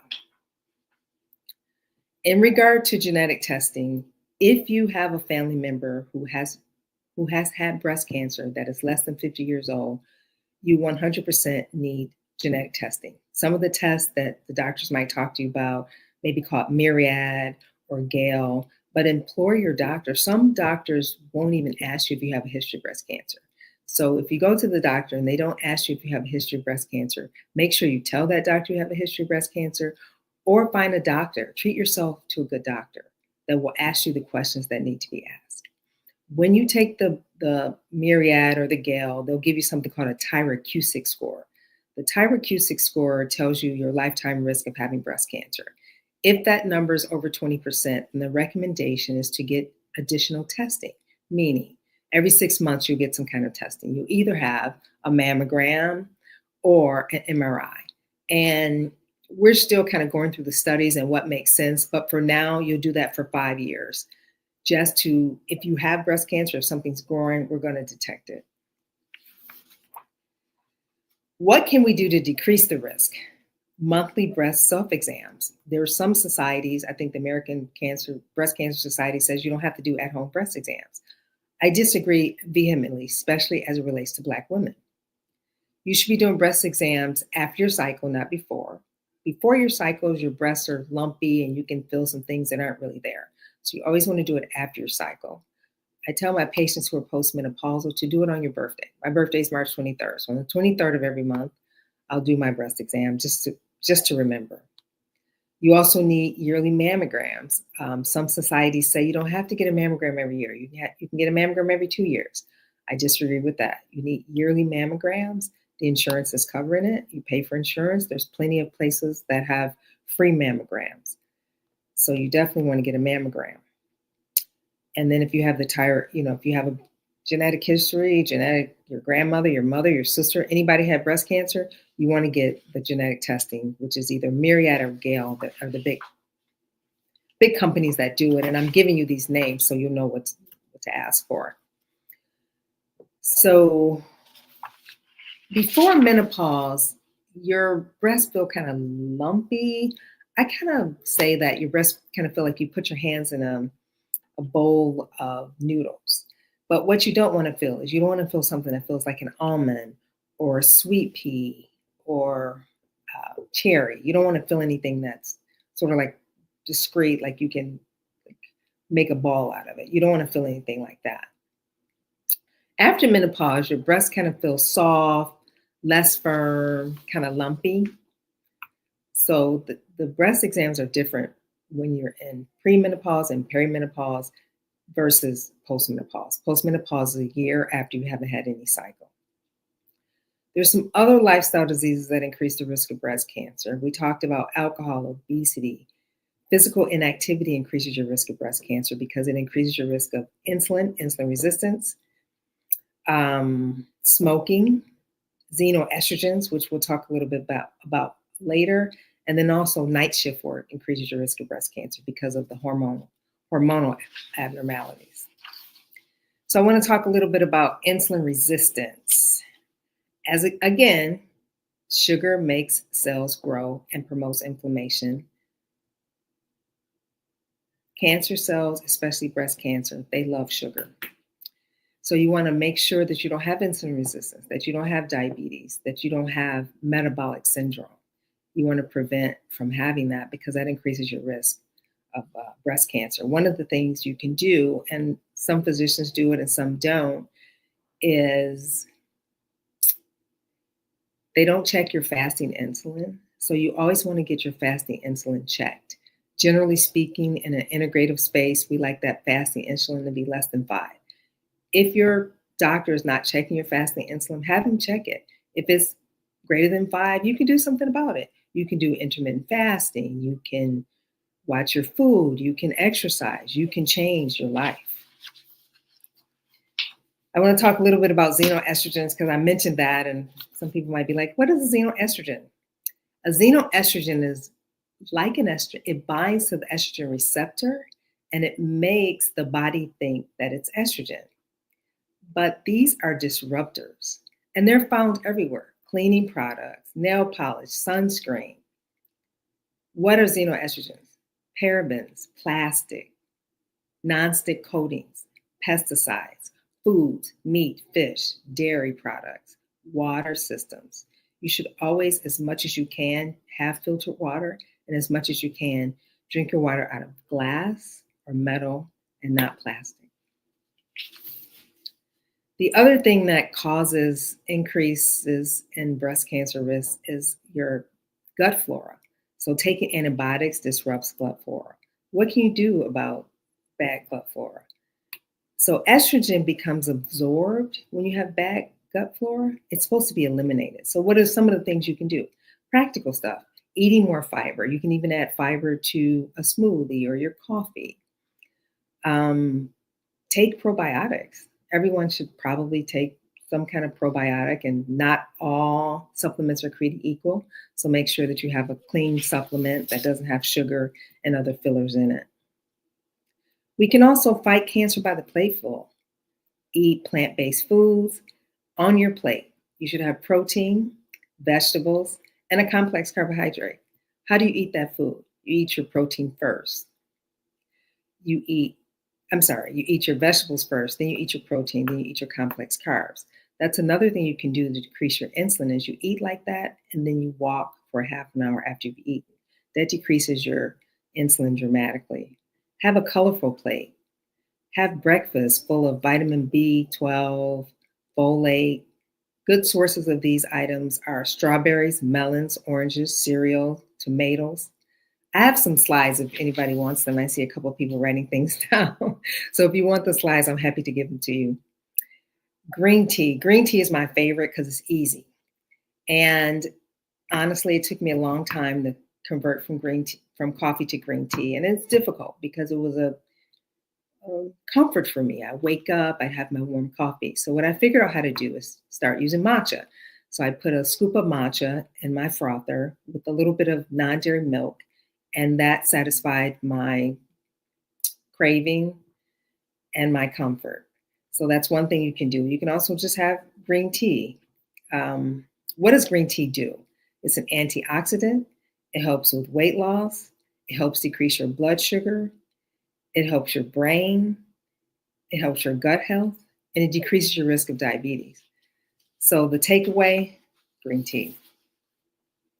What are some other simple ways to prevent or reverse breast cancer? Fiber up, we talked about that, so it can bind the estrogen. The estrogen is not supposed to be absorbed. It's supposed to go out of your body. Have protein with every meal. And take supplements wisely. Magnesium is responsible for almost every system in the body. Omega-3 helps reduce like hypertension and cholesterol. Vitamin B12, vitamin D3. You can control stress, which is difficult, especially for women, especially for Black women. We take on a lot, but figure out what comforts your soul. Figure out what you need to do for your soul and for yourself, and do it often and do it all the time. Reduce toxic load. We talked about that, xenoestrogens and things. Exercise regularly. I think like the recommendation is kind of 30 minutes a day, 5 days a week. I try to do something, some kind of movement every single day. And it doesn't have to be something elaborate. You don't have to go to the gym and spend an hour. You could just do things at your home. You can do, stretching. You can do a couple sit-ups, push-ups, that kind of thing. It doesn't have to be anything elaborate. Again, I talked about water. Make sure your water is filtered. And if you can, have it in a glass, not plastic. And then alcohol intake. It increases breast cancer risk from about 25 to 40%. And I'm not talking about like you never should drink alcohol, but daily alcohol consumption 3 times a week is probably too much. Try to limit it to celebratory or special times. Sleeping, good sleep, and breast cancer are inversely related. The more you sleep, the more you rest, the less you stress, the less your risk of having breast cancer. In conclusion, be pink to reduce your risk. P, practice what you know. Diet, exercise, eating clean. Investigate the information. Don't believe everything that someone says. If you have a physician that you feel like is not giving you the best care, treat yourself to a good doctor. Ask the questions that we talked about here. Know the fact versus fiction. Know what is normal. Do my breasts feel normal? Does this feel abnormal? If you ever feel anything that feels abnormal, go directly to the physician. Ask for the diagnostic testing. Ask for an ultrasound, a mammogram, even an MRI. And knowledge is power. So that's what I have to share today. Again, thank you so much for inviting me. This has been life-changing. Rwanda is at the top of my bucket list. So We got you. I have a list, and it's seriously at the top. So Yes, we cannot wait. And I'm sure you'll get the red carpet. Mama Anna will be waiting for you. So thank you, Dr. Johnson. That was so informative, so insightful. I'm grateful. One of the things that we talked about doing with Oinka, and we wanted to do that in the beginning, but I think before we go into the Q&A, we wanted to just to have a moment of silence and remembrance of those who have been whose lives have been lost due to breast cancer. We also want to have a time of reflection for anyone here who has a family member, has a friend, has a sister. We want to give them their flowers and know that it's such a blessing that these survivors are here with us. But everyone does not have that outcome. And so let's just take a moment to remember those who have been lost due to breast cancer.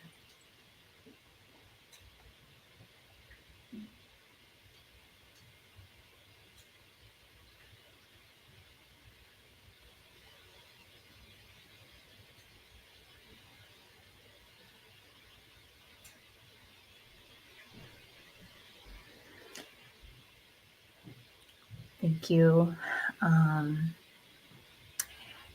There has been so much said, and it is a celebration of life today for these warriors that are here with us, but it's also a call to action because the work is not done. Because and so I have a few things like a point that I wanted. I don't know if it's easier. I can just share. Let me see if it'll allow me to share real quick. About what other things that we can also do. Some of the work that I'm doing is in clinical trials, and we would like to be able to have more women, particularly women just generally don't participate in clinical trials as much as men do. And so we know that when it comes to breast cancer risk, it is a higher number of Black women who are dying to breast cancer. And so I wanted to just, as we conclude some of the points of action, one is that, as we mentioned, 1 in 8 women get diagnosed with breast cancer. We have over 4 million survivors, but every 2 minutes someone is diagnosed.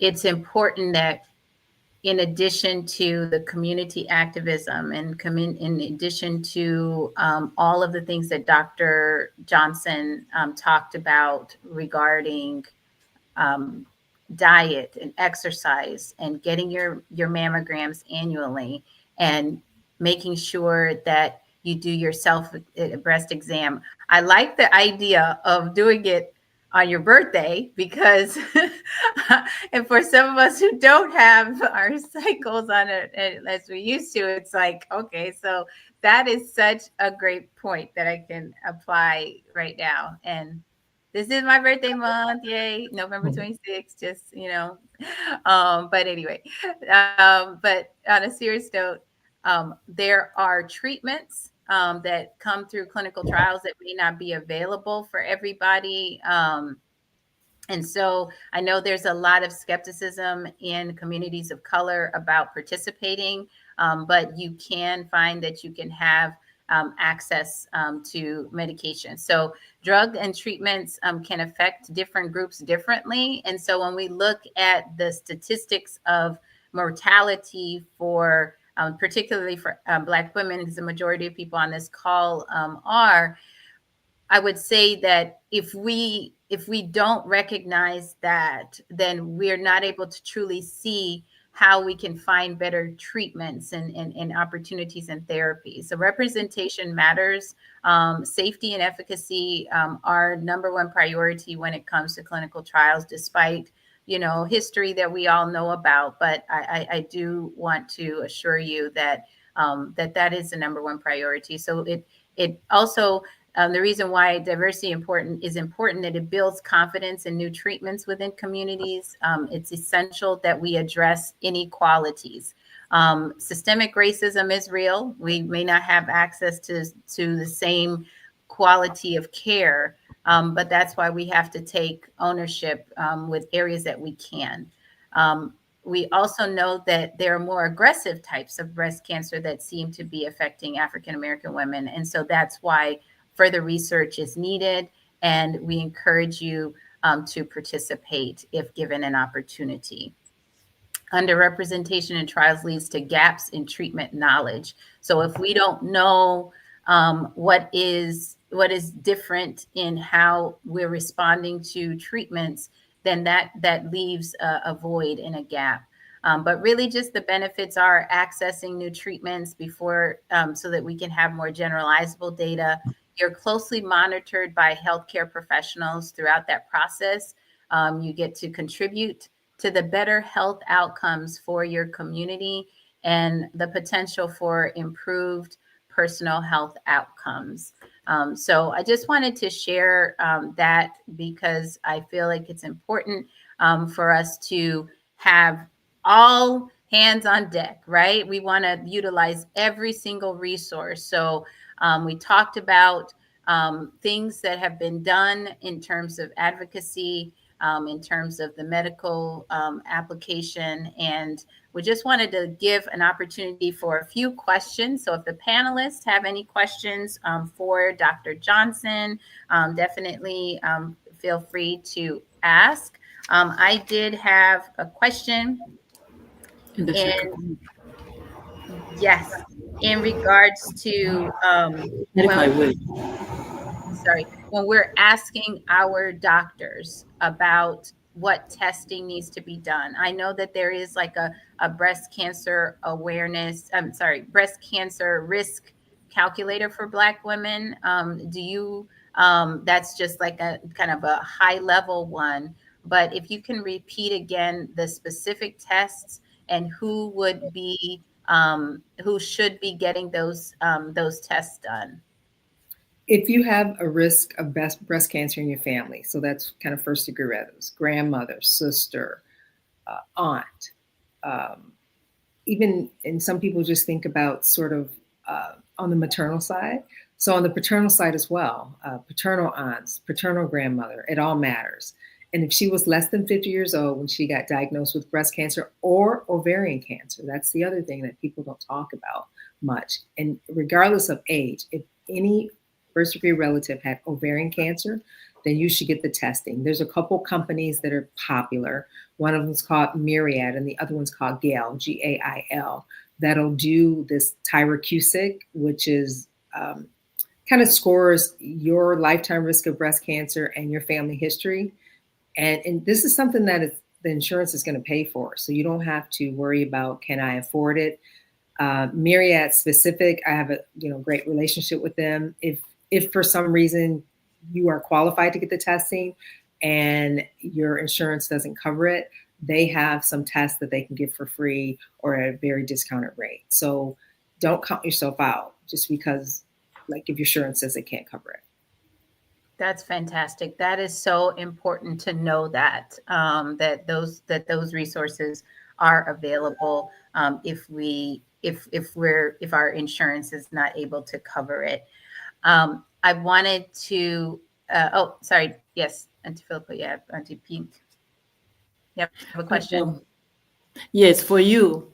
Yesterday, I was in a meeting here in Rwanda, and we were talking about research and clinical trials, and I'm wondering what's being done from your end to move clinical trials in Africa. I was doing a research and I found that there are just a few. In some places, it's only like one clinical trial being done in an entire country. And I would like you to, yes. And I raised a question. Most of the treatments and tests that we have right now are based on, although we are talking about diversity, they're based outside of Africa. I'm representing Africa because I'm there. And, like you have just mentioned, the most aggressive breast cancer has been found in Nigeria, where the research has been done. But I see it even in Rwanda because most of the women that I deal with are not even 60. They are all under 40. They are 18, 19, 23, 26, around there. And by the time I see them, it's stage 4. And they haven't had it for a long time. So this is an area that needs to be addressed. Sure. So in regards to the interest of doing clinical trials in Africa, there are clinical trials done in Africa. However, that percentage is extremely low. And definitely there are efforts that we're working with Rwanda to be able to get more clinical trials done there. Rwanda has a vaccine manufacturing site that is there now, and is committed to positive efforts to increase research opportunities so that we can better understand disease burdens in the population. I would say that from a more global perspective, typically, in order for a site to qualify for participation in a clinical trial, there are certain good clinical practice guidelines, good manufacturing practice guidelines. There are a lot of regulations. And so in order for it to be an approved site, so if it's an American company or even a European pharmaceutical company that's doing that research, they have to make sure that it meets all of the criteria. And so that's where partnerships with the government and other teaching institutions are also so critical. Background. Teaching institutions are so critical. My past experience when I used to work in East Africa, there were partnerships with other institutions such as Johns Hopkins University or other medical institutions that partnered with the schools in Rwanda. And so I think that leveraging medical institutions, particularly I'm interested in being able to build relationships with HBCU medical schools and universities in Africa, because I think that those are the next generation of medical leaders that we can be able to grow our clinicians. Right now, it's only 5%, at least in the United States, of physicians are African American. So we can't depend on. We have to figure out ways to get more young people to be interested in going into the medical profession, because when someone sees somebody that they can relate to better, there's a trust that is established and they feel more comfortable. Also, I think that with African populations and even within the Black community here, sometimes when it comes to a woman being so open when it comes to intimate parts of their body, they feel more comfortable, maybe if it's a woman doctor or if it's a person of, that they can relate to. So we want to increase that exposure in terms of giving, finding out where the doctors are that are willing to participate in clinical research, and then being able to help them get the infrastructure resources that they would need for their sites to qualify for participation. So it's a kind of a two-prong, multiple prong approach. Yes, Oinka. So Sheba, thank you for bringing up the conversation about our global responsibility. And for me, my concerns and my passion, again, is when you talk about the stigma especially, and I have to speak in Africa, the stigma of cancer, we are so afraid to talk about this, right? Mm-hmm. And so I want to ask you, in regards to Africans in the diaspora, what have you seen relationships in regards to your connections with this conversation? And for somebody like myself or Tammy or Auntie Philippa, on the connections and how we can actually bridge the gap and start to open the eyes and open our minds in regards to sharing and encouraging mm-hmm. Our sisters and brothers in the diaspora to actually have this conversation and broaden our knowledge and our care and resources. What do you see, or what have you seen is lacking, so that we can be that support for our brothers and sisters here? Sure. That's a great question. Yes, I serve on the diaspora, at least for Rwandan diaspora, the leadership here. And what I would say is that we haven't necessarily prioritized having regular conversations about difficult topics. I think we like to get together to celebrate, to eat together, to dance together, and it may be a holiday and so forth. But having these type of very important conversations are things that we would like to do more of. I would say that in the diaspora, I think we operate in silos. I think that there are people in different pockets of the country that may be doing things in their communities, but how we all come together so that we can have a common purpose and be able to leverage our collective strength and not divide ourselves in so many different places.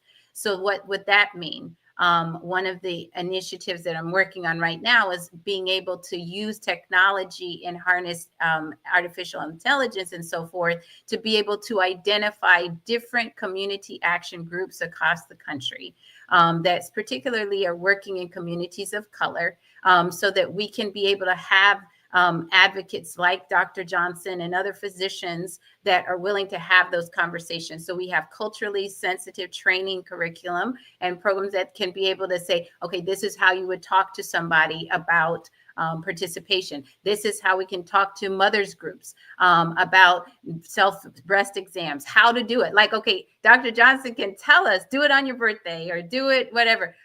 But am I doing it right? You know what I mean? It's like, what am I, there's so many of those type of conversations that we only have or don't even have at all because it's uncomfortable to admit that you don't know, right? So creating those spaces, different organizations here, even with Maryland, actually, there's a advisory committee for health equity that is looking at ways to be able to work with community partners that I'm also participating with them. So these are all nonprofit or other governmental organizations, but specifically in the diaspora, as a community group leaders, we have not done it in the way that we should. And I think that is something that we put as priority. Yes. Any other questions? Do we have any questions from anyone that is watching? So No. I do have one question for Tammy about the pink box. I thought that was an extraordinary idea. I loved it. And I think that I wish we could get more pink boxes. I think that's a project. I just had a Girl Scout meeting with my daughter's group last night, and they were looking for a silver project, because they always have to do silver projects and gold projects. And they were planning to go to the children's hospital, just do maybe some activity things. But I'm also thinking that a pink box initiative would also be great. So how can we learn more about that? Where can we be able to work, in different places to be able to provide that resource? Yeah, so the hero box, and here's the irony of it, it actually isn't pink, it's black. Right? It's black, but it's black and fuchsia because those are our colors, right? So black. Yeah, awesome. And so the contents of the box, again, come from women-owned businesses so we can support women entrepreneurship, but the items are as non-carcinogenic as possible. Love it. So right now we're in a place where, in order to get the pink box, again, we're fundraising and we deliver it directly to the cancer center. So the nurse navigators, because they're on the front line and they're able to disseminate the boxes appropriately. What has happened is people, of course, will inbox me or call me and say, hey, I have somebody who was just diagnosed. How do I get them the box? And so we're working on systems. Thank God I got an intern this semester, actually from Xavier. Oh, nice. She's getting her undergraduate degree in public health. And so I have an intern, and so we're restreaming or redesigning the website to put that in there, to put the system in place where people can send the box to their loved ones. We want to put this on a whole nother level where people can have a subscription. So it's just not a one-time thing. but they can support the person that they love, then they may not be physically with them, but the box is letting them know this. We've also had I've had business owners ask me, how can we support? And so we've had some business owners that will actually not fundraise, but I guess contribute, and then they'll do a contribution, and they'll support like 10 boxes. And wherever, again, where that business is, those boxes stay in the community that we serve. So there's been different ways to do it. We're always open for more suggestions. It has been a hit for us to really know that it's making some impact. Again, the box is not going to cure cancer, but what the box does is it gives people hope, because this is about them. It's personal. It's for their self-care. I had one of the nurse navigators reached out to me and told me that she had a younger woman. I think I heard somebody talking about, younger women are getting diagnosed now, and she wanted to figure out how she can have more clean products. And the nurse was like, "Wow, I got a box just for you," because nothing is 100%, but at least we were able to offer her some things that she can, put on her body, still feel feminine in that process, that were as non-carcinogenic as possible. So that is on one of the things that we got to get done, is streamlining that process so we can support all women, not just during fundraising efforts, but to support all women. So Sheba, when you said that, I was like, oh my God, that's a great idea, because I used to be a Girl Scout leader for like 17 Yes. years, honey. So I mean, yeah, let's talk about it. Let's talk about how that can be a silver or gold award, and put those things in place. Yeah. Tammy, and I'm sorry, I just need to add this one little thing. Let's not forget about the caregivers. Yes. Yes. Yes. The caregivers who support us through this trial, those who stand by, you know what I mean? Husbands, children. I speak about my child, and I'm telling you, they're the ones who actually the closest to us, are the ones who actually deal with it silently and not know how to express their pain and their need. So I think we also need to try and involve that. So Tammy, I love that pink box idea. And I would love to really collaborate with you, Sheba, and maybe we can also, just have a conversation about those that hover around the patients. Yes. No, I absolutely. I think that's a very good point. There is so much that we'd like to be able to talk about, to share. And it is, I just, my heart is full, but my brain is working, right? I'm thinking about all these different ideas that we could do, because we got to make some impact. And that's what you guys are doing.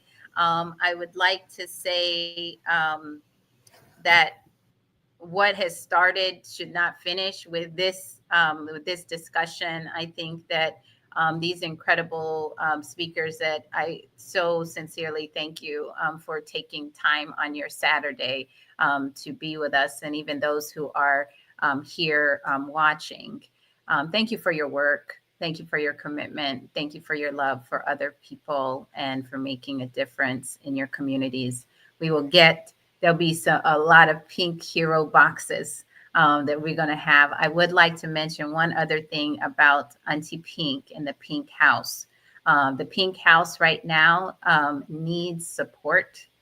They recently did a fundraising last week, and we'd like to be able to provide you with information on how you can support women who are going through treatment, who need just the basics, food, transportation, shelter. I mean, she's providing so much service.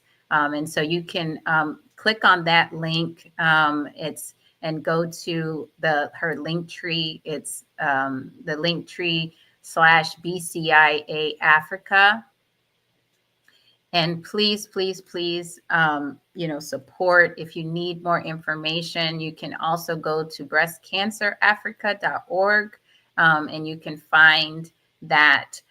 Anybody who registered for the event, you'll get a follow-up email, and that will also include resources about Breast Cancer Initiative East Africa, as well as Pink Pearl Hero, the work that Tammy is doing in regards to, everything. That dope planner. I mean, just think about how the one dope planner came to be, because she couldn't physically carry weight. And now she has this incredible tool. So if you need one of those to work more efficiently, you don't have to be a breast cancer patient to need one dope planner. You just got to be a smart person who wants to work efficiently. Definitely follow all of these incredible women on their socials, and you can be able to find out about what they're doing. Beyond Barriers, our YouTube is Go Beyond Barriers, but Beyond Barriers Trials specifically was created to raise awareness of participation in clinical research. However, I also want to mention that it's not just breast cancer where we have disparities. We got many disparities in so many other areas of medical conditions. And so our next event is going to be Saturday, November 23rd, and we will be talking about autism. And autism is something that we are seeing more and more of our children being diagnosed, and the spectrum is very wide, but particularly in our communities, parents don't know. They don't want to talk about it. They feel like it's a something that they did wrong or not sure. So we have a clinical psychologist, and then we'll also have Dr. Jackson speaking about the work that he's done and the research that he's done in autism. So family, thank you so much for joining us. I am so grateful to have been with this incredible panel of sisters, of pink heroes, of pink warriors. And we are on the battlefield together to save lives and to make an impact. So love you and have a wonderful day. God bless you. Bye-bye.